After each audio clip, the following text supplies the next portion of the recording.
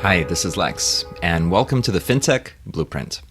It's your podcast about fintech, decentralized finance, digital banking, investing, robo-advice, artificial intelligence, and all the other frontier technology that is transforming financial services. To get more content, like an illustrated transcript of this conversation in your inbox, subscribe at fintechblueprint.com. So without further delay, let's jump into today's episode.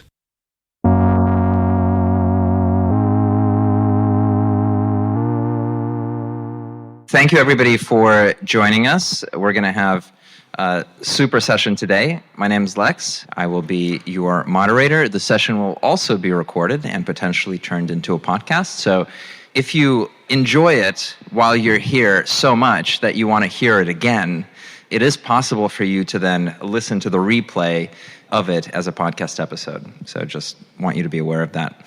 And with us we have today... Hey, I'm Ashwin Kumar. I'm from Stripe. I lead our Banking-as-a-Serv team for startups. That's right. So I'm going to ask an easy and unfair question, which is, what is Stripe? Stripe is a payments company. We help companies take payments on the internet. That's how we started. We've since expanded into a lot of different product categories. So Banking-as-a-Serv is relatively new for Stripe, where we're on the other side of the equation. We are helping companies issue cards, open accounts, and lend money to their customers. What is the core bet that Stripe has made? Like, what is the animating thesis of it? Right? Because I think there's the providing payments as the feature, but there's a really interesting kind of underlying mission for the company. Increase the GDP of the internet. That's the explicit mission. I think more recently we've started thinking about it as, how do we build the best financial infrastructure for digital companies? If you think about payments is... A lot of companies come to us for payments. Maybe they're a recurring SaaS company, and then they want to take a direct charge, and then eventually they want to offer something else, right? They want to offer the ability to take invoices to their customers, and so we have an invoicing product. They want to offer cards to their customers, so we have an issuing product. We've kind of seen that digital companies, they get into the bundle very quickly, where they want to offer more and more. That's our kind of goal. Start with payments and go see where we can take them. What is a digital company? A digital native company is what we call just basically a company that was born on the internet, that uses the internet to do commerce, or mobile, modern tech companies, as you can think of it. Yeah, I mean, to me that's really interesting, both the idea that there's a internet native GDP, but then the idea that there are companies that are of a type, that are internet native or are born to be internet native. And I think this connects to your focus on the startup ecosystem, your focus on the, like banking as a service provision. What are the attributes of the companies that you encounter in your work that maybe differentiates them from the neighborhood laundromat or the NFT crypto project or some molecular research institute, right? Like there's some attributes of things that are appropriate for Stripe as a counterpart. Yeah, I think more so than Stripe, I would just kind of zoom out for fintech generally. So I see a lot of fintech companies, and fintech means anything at this point. The ones that I see most often are companies that a lot of times want to provide the financial services for a specific niche user group. And so there's a really great company that's built on Stripe called Karat. They're building a card for creators. There's some stat that they shared with me that 30% of children now are saying when they want to grow up, they want to be an influencer. And how are they going to Oh, no. If you're in this room, raise your hand if you're an influencer. We're all influencers. Good for you. Yeah. It's not too late. You don't have to be a child. Exactly. Okay, that was inspiring. But yeah, that's an example of a company where you're using Stripe issuing in order to issue cards to the creators. They have a credit product that they underwrite them based on their social media likes, how many followers they have, how much ad revenue they get from brands, things that a regular bank may not be taking into account to give them credit, right? So that I would call it a pure play fintech. Ramp is built on Stripe, and Ramp obviously is a pure play fintech in our eyes, corporate expense cards.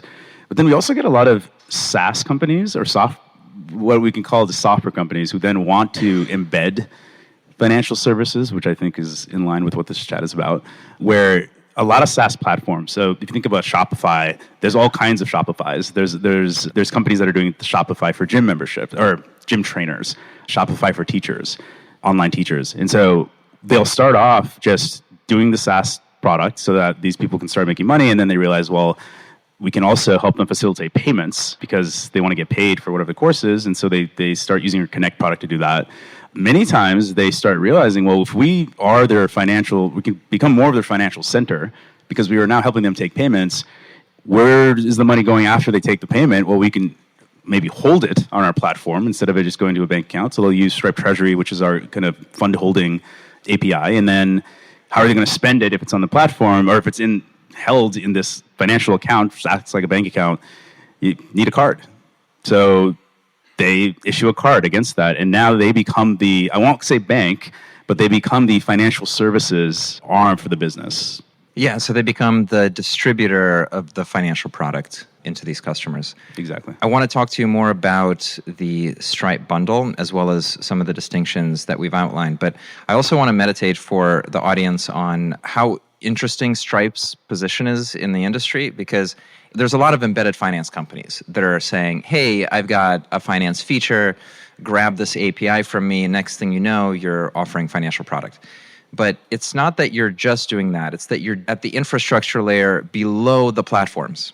It's not like, and I keep going to laundromats, but like we have a regular laundromat and it takes coins, but now we want to integrate payments into it. So we're going to integrate digital payments into our laundromat. And for that, we need an API. It's not just that. It's the fact that you're doing that for platforms that have lots and lots of business customers. So you're going kind of one level of abstraction. And so the reach is quite exponential because you're hitting, and I'm guessing that the platforms that come to you are already successful in some sense. They need to have some scales. Yeah, absolutely, because their main model, once they figure out their SaaS model, is usually when they come and want an embedded finance product. It's not easy to launch those products. Stripe Issuing, launching a card, launching an account, it's a lot easier than it used to be, but there's a lot of compliance that has to happen. There's a lot of disputes you have to think about. There's card operations. And so it's not just a turn the switch and write some code kind of thing. That actually surprises a lot of startup founders for sure. They think it's that easy. It's not there yet.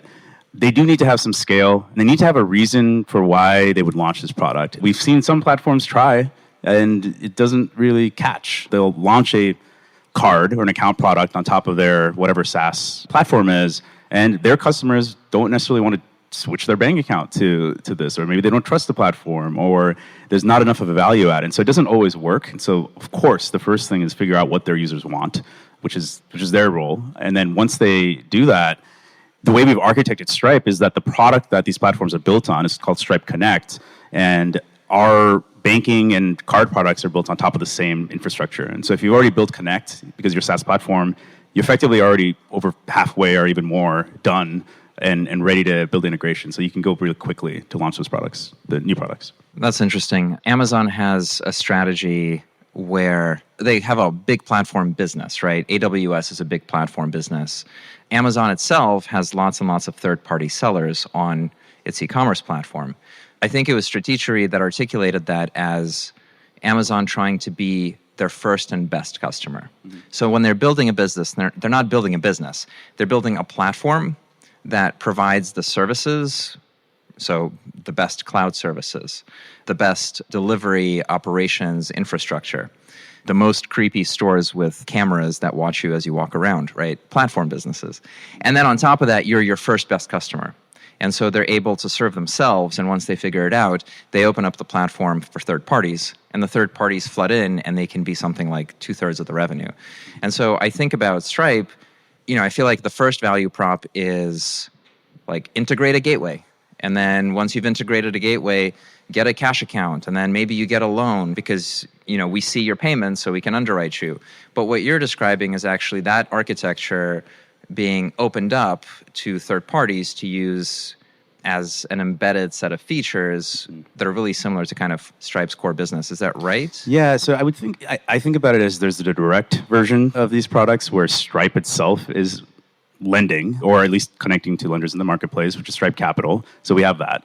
And then there's what I would call the BaaS part, which is Stripe Capital for Platforms, which is allowing you as a platform to lend to your customers, right? And so it's the same thing. We can issue cards to you directly. That would be like, we had a Stripe corporate card product that did that. But then Stripe Issuing is around allowing you to issue cards to your customers. And then for a company like Ramp, where Ramp allows their customers to issue cards to their employees, And so now their customers are actually issuing the cards. Or they're not issuing the cards, but they feel like they're the ones that are spinning up these cards. Right? So it's even a level deeper than that. It's like for any of you that in the early 2000s designed websites using HTML, it's like nested HTML tables that are recursive. You're kind of coming out the other side. This is a terrible joke and a horrible analogy, and I take it all back. We'll pretend I didn't say any of that. I think of it more like a React library, right? Where it's like you have these pieces of code that we can just give you, like a framework, or we can just give you JavaScript, right? And that's what they did for a long time. It's like, all right, create websites, create web apps from it, and then React kind of packages that up and makes it into components, and then they just expose the components, right? And so they're like, it's the same levels of abstraction that allow companies to build by us, in this case, for issuing, for example, right? We are the bank we have the bank partnerships, we handle compliance, and then of course we build the technology and the API, and then we bundle it all together and call it Stripe issuing. So software, I think it's a good analogy. Yeah, actually, if I go back to it, I think what I'm trying to think about is distribution to the long tail, the last mile problem, right? So getting out to customers that are really far away is hard. And you have local approaches to getting there. Or on the internet, getting to particular tribes and communities, you do that by layering on very niche distribution. And so you start with very generic distribution, and then often you have a platform that focuses it a little bit more, and then maybe somebody sitting on that platform is even more targeted, and then you're able to get a core sort of abstract technology all the way through to a very specific customer, like an employee that's using, a ramp card, which is then connected to you, which is then connected to some underlying regulated financial entities.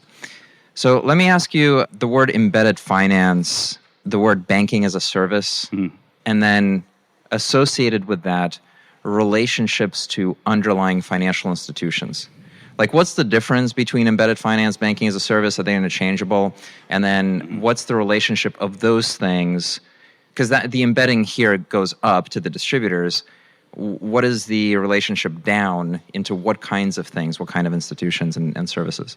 Yeah, okay, so these terms are very overloaded, and a lot of people use them differently. The way that we think about it, embedded finance is the ability for you to facilitate financial products through your platform. So like payments counts, right? If we allow you to take payments or allow you to let your customers take payments, that's part of embedded finance.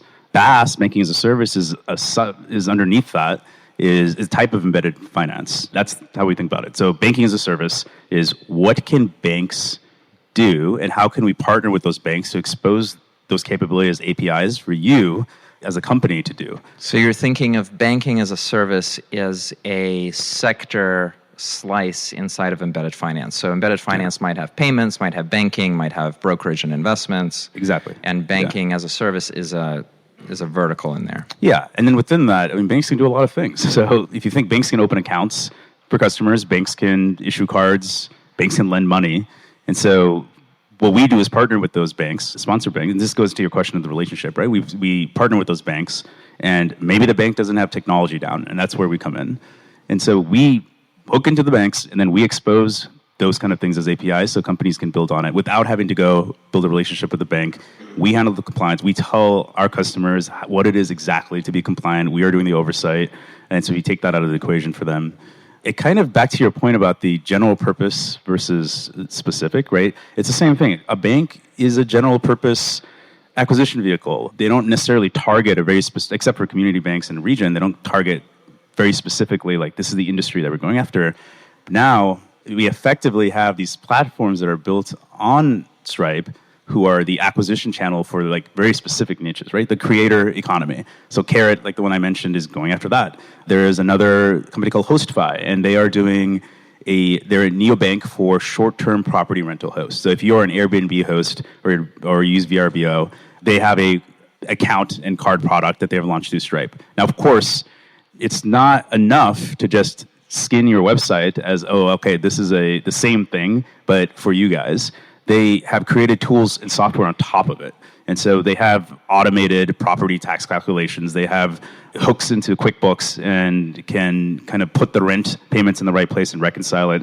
So I don't want to say that customers think of them as a bank necessarily. They probably think of them as a software company who happens to have this capability to hold money. It's fascinating because it just shows kind of how software is unfurling to cover all these capabilities, all these processes that people do that are just being written into code and then connected into money flows. That for me is an interesting takeaway. I want to ask you about, I don't know to the extent to which you can riff on it, but I'm going to give it a shot, about the underlying banks themselves. And the context for it, I looked at this and wrote about it maybe a few weeks ago, is Cross River Bank. So there's a couple of banks that historically in the US have been leaders in opening themselves up and providing banking-as-a-service offerings and making it easy for tech companies to integrate into them. There's something like 10,000 going down to 5,000 banks in the US. Given the particular efforts of the FDIC, there are fewer and fewer banks standing, and perhaps the Fed can be invoked as well in that magic spell. That's a joke. It's okay. It's fine. So of those banks, most, if not all, just don't want the risk of exposing their balance sheet, of exposing their processes. And frankly, many of them just can't, because what do? They sit on Fiserv, they sit on FIS, they consume a core banking system, and they open branches.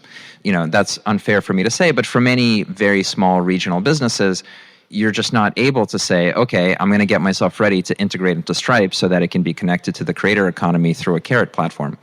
So you have a couple of players. Cross River is one of them. Green Dot, a bunch of others. There's been a bunch of attention by regulators at these banks because they've embedded themselves into consumer footprints that have blown up or didn't follow fair lending practices, or, were just set up in a way where you can't follow the regulation because you're serving millions and millions of customers through these B2C footprints that you might not know as a bank. Now, I think Stripe plays a different role because you're kind of a compliant layer in between, and you vet the companies that use Stripe that then use the banks. But I wonder if there's any reverberation of this regulatory pressure on good banks like Cross River and the BaaS business model. Like, do you see this bubbling up at all? I guess in general, what are your thoughts on whose role it is to be doing sort of the compliance work and in which way? I think it's all of our, so if you look at the whole chain, when you have the bank and then you have us as the service provider in between, and then you have the company, it's all of us need to be compliant. It follows through from what the bank needs to do. And we work extremely closely with the bank partners. It's not just flipping on a bank. We have very deep relationships with these partners. We sit with their compliance and risk teams like all the time, every month, and we talk through what can make you comfortable in terms of compliance. How can we make sure that we instill that or enforce that within our customer base? And at the end of the day, like, imagine if we have a customer and the customer is onboarding their customer, doing KYB on that, and then doing it at scale, that's the software piece. Like that's what we built to help them be compliant as much as possible. So is the answer yes, you do KYB all the way through? Yeah. And then on the bank partners, is the goal to get all the banks in the US to be underlying, or is it, there's 20 really good ones and we just want to be excellent to each other? All banks are great. I don't play favorites with the banks. No, our goal is not to go take over all the banks or become partners with all of them. Not all of them want to do this. It's a lot of work. It's a lot of work to work with a BaaS provider as a bank and create the policies and have the meetings and kind of know that there is a risk, the fact that you have outsourced some of this acquisition through Stripe to our customers who are getting their customers, right? So you're a little bit further removed from that company previously just coming into your branch directly and working with you. And so I don't think all banks want to be doing that. And we need to work with banks who understand that technology, maybe they don't have the tech piece down, which is what we do, but they do need to be very on top of compliance and help us understand what we need to do. And then we need to be very on top of it going down. And then we need our customers then to enforce that themselves. Yeah. I think it's a really important function for the market as well, because there's such a centralizing force happening today with, if you look at the Apple bank account, it's a centralizing force, right? Because you have massive distribution through the iPhone, and then you have massive manufacturing underneath with Goldman. And what you're describing is a way to diversify the footprints on the distribution side, as well as to empower more financial institutions underneath. So I think it kind of breaks up the market in a really healthy way. Yeah, absolutely. And on our end, we always start with our customers. So our users are the platforms, right? The digital companies that are going out and acquiring their customers. And so a lot of that's our main focus. And so if they need a product and if they need to know how to be compliant, then we of course work with our bank partners to make sure that it's easy as possible for them to do it in a kind of as much bulletproof way as possible, right? Okay, so I'm going to switch tracks into the market environment. And in particular, I think in the seat that you have, and we've talked about this offline before, in the seat that you have, you see lots of demand for basically tech companies that want to be on the cutting edge of fintech. And it's not that they're coming to you for funding, but they're coming to you for like an existential revenue generator. And so you're getting to see the flow of companies that would become the next generation of successful fintech projects. So how has that changed over, the last 5 years, it feels really long. But how has that changed in the last few years in terms of the quality of the companies that are coming to you, how you screen them, what they're focused on? What's the effect of the market been on that immediate customer profile? I think it's just like all startups, especially as I work with startups and I work with B2B startups because we only support the commercial use case. The funding market is getting tighter. And so all startups are kind of getting hit. Unless you're doing generative AI, which is exploding, fintech funding has been the lowest it's been in a long time. And so getting a company funded in fintech, so already what we're facing is the quality of the companies we see. It was already high, but I do feel like it's less but more higher quality because not everybody can get funded. What is quality? Quality in the startup? In the type of company that you see, yeah. What are the benchmarks of what quality is? So the first thing I look at is, what do you have beyond the card product? Like, what is it? If you're going to think interchange is your only business model, I don't think that's the scale you need. I don't think that's kind of past, right? What else do you do? Like, what is your SaaS part of your business? Can I pause you on that? What's wrong with interchange? Can't you just chime it? Chime it? I don't know. Is that, no, there's nothing wrong with interchange. Do people say that?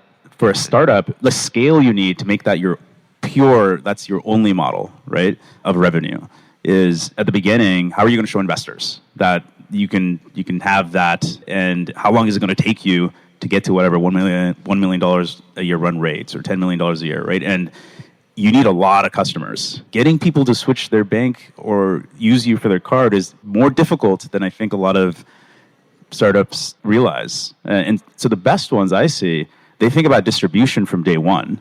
So they think, well, how are we going to get these creators?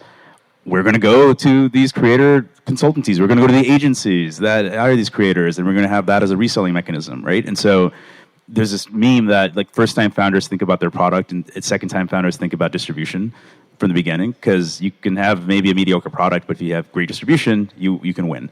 But not the other way around. You can have the best product ever, and if no one finds out about it, no one's going to use it. So that's one of the things I always look for. Have you thought about distribution? And then the second piece is, what are you building on top of the fintech piece? Like, you're coming to us in order to issue a card or open an account for your customers. Okay, cool. What else are you building on top, right? And so I mentioned Hostify, how they have software now that they're building on top that they can charge for, which is this accounting, syncing software and reconciliation software, right? And that really matters. That's a hair on fire problem for these hosts, which is why they're able to get a lot of traction from them. And so that's one of the second things I ask is, what's your entire business model? Like, what do you guys think? How is this actually fitting into your business, right? And then the third one is, and this is not, I don't want to about quality, but I would say there's a lot more folks starting fintech companies that came from financial backgrounds. There's a lot of previous investment bankers, they worked at banks and now they're starting companies. And so they really understand the fin part of fintech, I think a lot more. And there's a lot more education. Companies like Chime exist.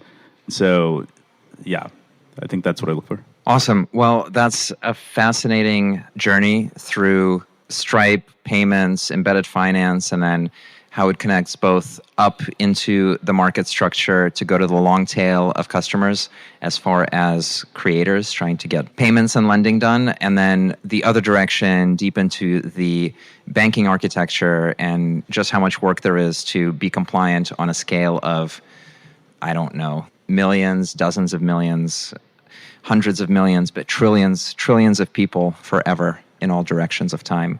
It is a tremendous undertaking. And again, I think the democratizing and decentralizing empowerment of all these businesses is really fantastic. So Ashwin, I want to thank you for the time with us today, and thank you to our audience for sticking with us.